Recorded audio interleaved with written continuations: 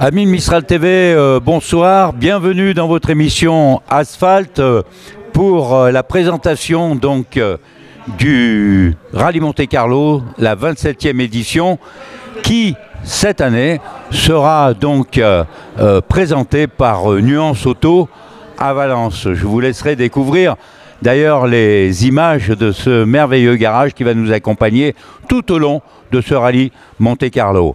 Et puis là, ce soir, eh bien, nous sommes donc à Bourg-de-Péage pour la présentation du Team La Charrette de ces 7 équipages, 8, puisqu'il y en a un qui part directement de Reims, pour cette 27e édition du rallye Monte-Carlo. Tout à l'heure, je vous présenterai les équipages et notamment le président qui nous fera, j'espère, un grand plaisir de quelques mots. À tout à l'heure.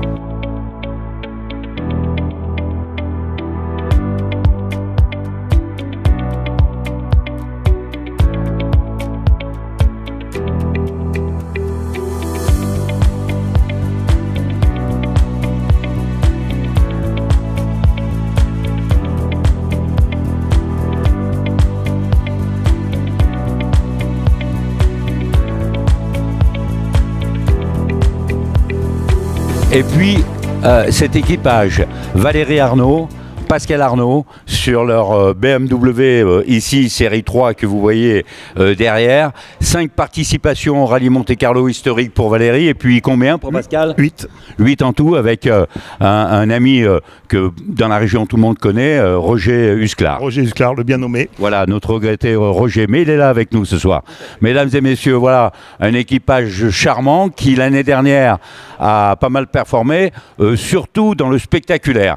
Mais ils sont arrivés à relier quand même la principauté monégasque après une cavalcade d'anthologie que tout le monde se souvient. Mais les mécanos étaient là, ils ont fait comme d'habitude des miracles et tout s'est très bien passé. Et pour finir, eh bien, ils se représentent à nous au départ de cette 27e édition dans cette présentation du Team La Charrette ce soir. C'est avec beaucoup de plaisir que je vous présente cet équipage-là qui se présente maintenant à nous avec cette numéro 102, cette Volkswagen Sirocco, avec donc Marie-Françoise Isard en copilote. Oui, tout à fait. Bonsoir. Et propriétaire, bonsoir, de la voiture, de cette automobile. Et puis Maurice Reynaud, donc, qui est ici et qui lui va participer à son premier rallye Monte-Carlo historique.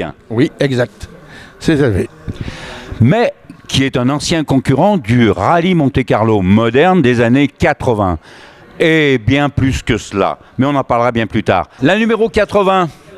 Patrice Lamotte, le papa, William Lamotte, le fiston. Génial, non? On a 4 équipages dans ce Team La Charrette qui prennent le départ de cette 27e édition du rallye Monte-Carlo historique avec le papa, le fiston. La passion continue, c'est génial. Et en plus de ça, ils sont venus avec leur voiture, cette magnifique R5 Alpine Groupe 2, mesdames et messieurs.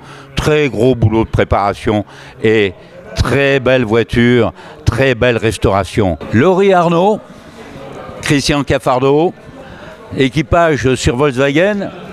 Christian Caffardo, 17 participations du Monte-Carlo, je ne me trompe pas? Alors 2 modernes et ce sera le 15e historique, oui. 15e historique, 2 modernes, avec Franck Métifio. Le premier, oui. Le premier. Waouh, ça devait envoyer. Et donc, Laurie Arnaud, combien de participations? La 3e, ce sera la 3e. La 3e. Et toujours avec Christian. Et toujours avec Christian. C'est magnifique, non? Regardez. Ah, la relève est assurée, mesdames et messieurs. Et ça, vraiment, sur cette magnifique Golf GTI, en 700 évidemment. Très belle voiture que pilotera Christian Caffardo avec à ses côtés Laurie Arnaud qui eh bien, excelle dans l'art du copilotage et du chronométrage dans le sens où c'est très compliqué la régularité. On en reparlera plus tard et notamment au rallye Monte-Carlo historique où nous allons découvrir l'ambiance mais vue de l'intérieur. Merci Christian, merci Laurie d'être là avec nous. C'est un enchantement de voir que la transmission est assurée.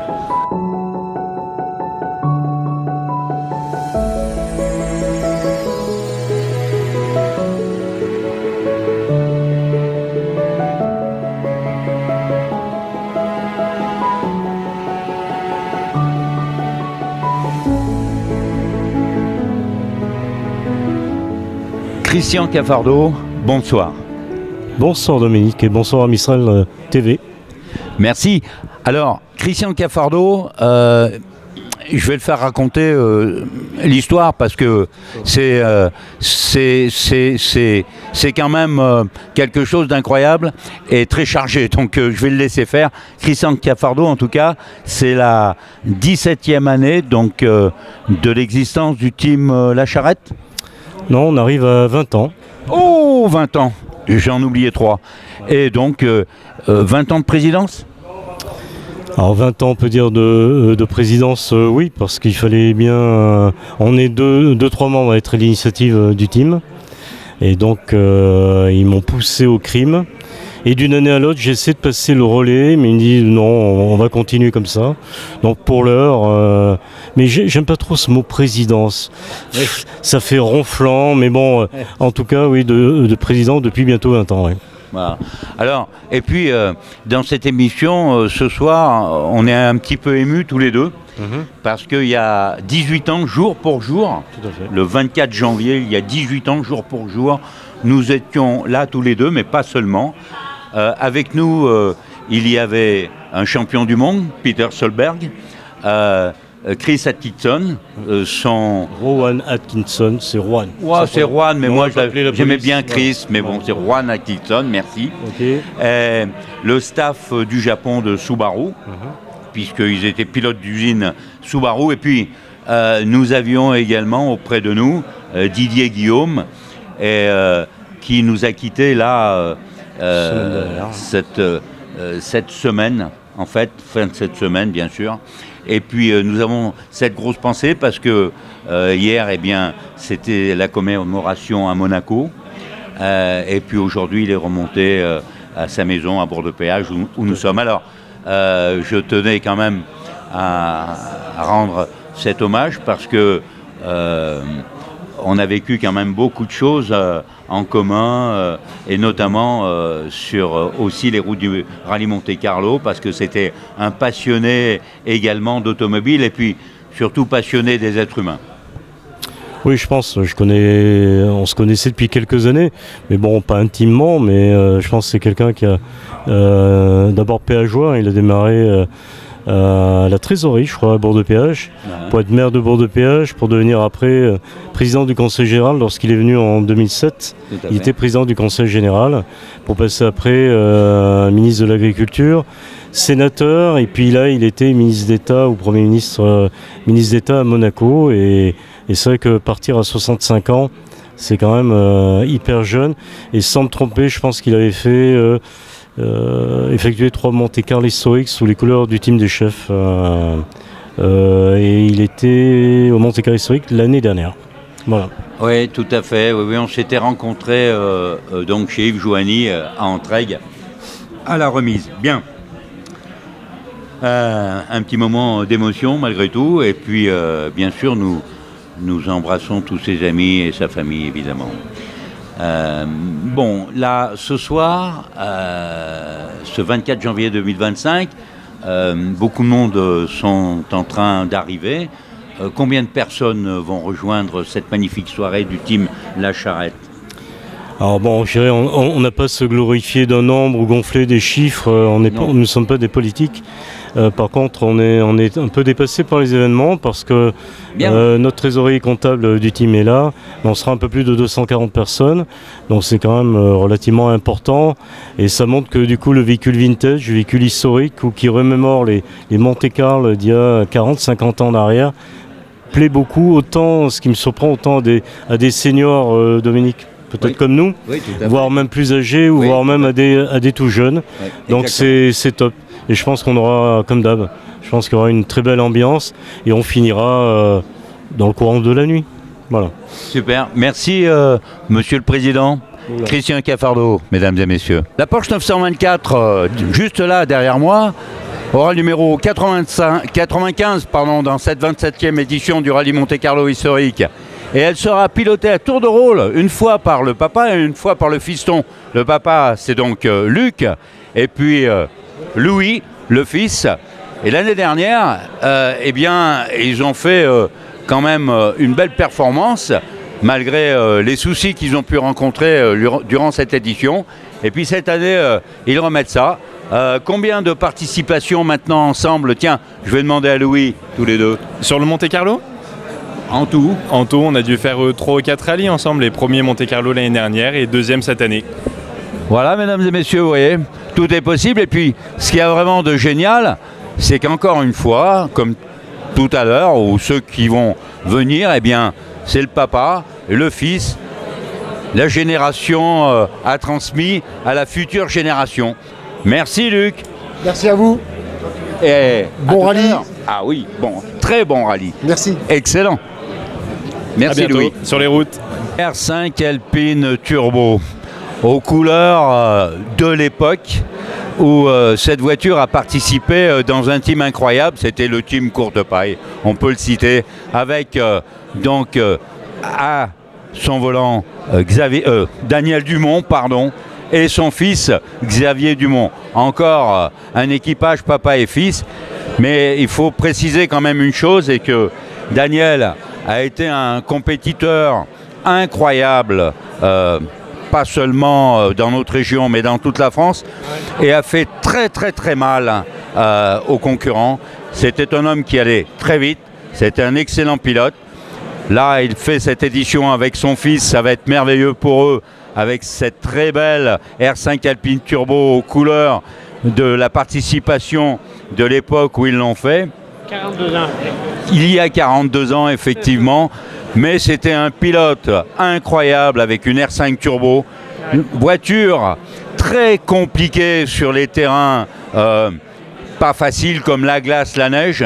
Et bien, Daniel Dumont, il pilotait un petit peu avec un petit peu comme des gens qui sont connus en pilote d'usine comme Jean-Luc Terrier et puis notre ami Jeannot, Jean Ragnotti bien sûr. En tout cas, je profite de cette occasion, mesdames et messieurs, pour remercier Daniel de toutes ses performances qui ont fait qu'il a déclenché des passions chez les jeunes, qui leur a montré que c'était possible dans une générosité incroyable et toujours avec la hargne, mais également avec ce côté bon enfant qui faisait qu'on avait envie de l'imiter. Merci Daniel de nous avoir donné ces envies.